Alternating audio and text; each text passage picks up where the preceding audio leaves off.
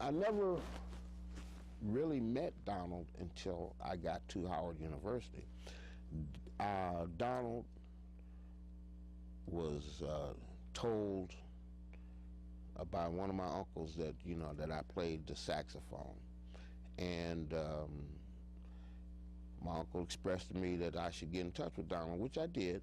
And he sent me an application to Howard University, and I kind of let it sit around, and I didn't take it seriously. And I had the good fortune of going to hear the late, great Lee Morgan at a place called the Ebo in Detroit.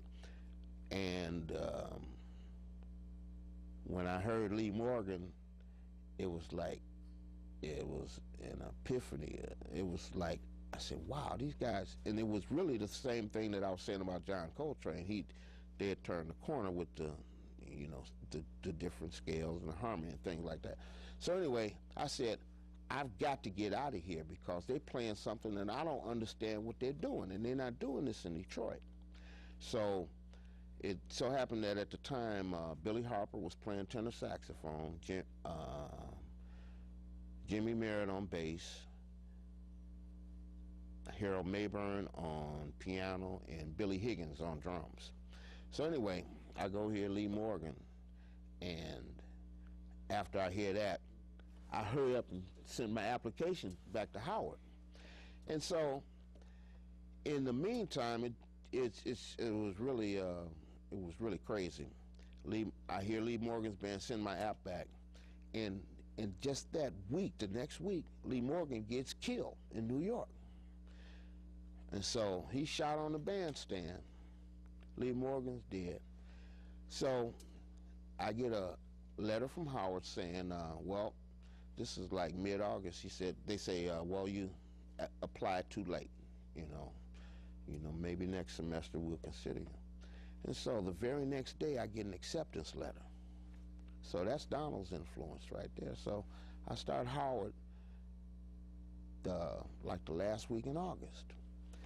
And so Kevin Toney is from Detroit, and he's already attending Howard. So Donald hooks us up, and we drive down together in my old Dodge. And we get there on a Wednesday. Donald has a gig at the East in Brooklyn that Friday. So that Thursday they drive down, so I drive, going up to New York with them. And Donald has Kevin Toney in the band, who's a student. He has Barney Perry in the band. Roland Wilson is playing bass. Joe Chambers is playing drums. And Billy Harper, the same saxophone player that was with Lee Morgan, is playing with Donald. And so I had an old cassette recorder that I had brought back from Viet Nam that I kept with me. And so I taped the set to Donald, and all of them did with Billy Harper, and well, that they played up at the East in Brooklyn. So anyway, I was able to take some of the things that Billy Harper did and transcribe them and start learning them, you know. So the next week school's starting, and we have the freshman orientation at the chapel at Howard University. And so this is the very first time Donald's actually hearing me play. So I asked him, is it okay if I sit in?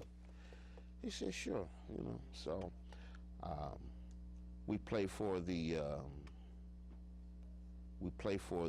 freshman orientation, and from that point he says, I want you to start playing in the band. So just about from the time I got there, I started working with Donald.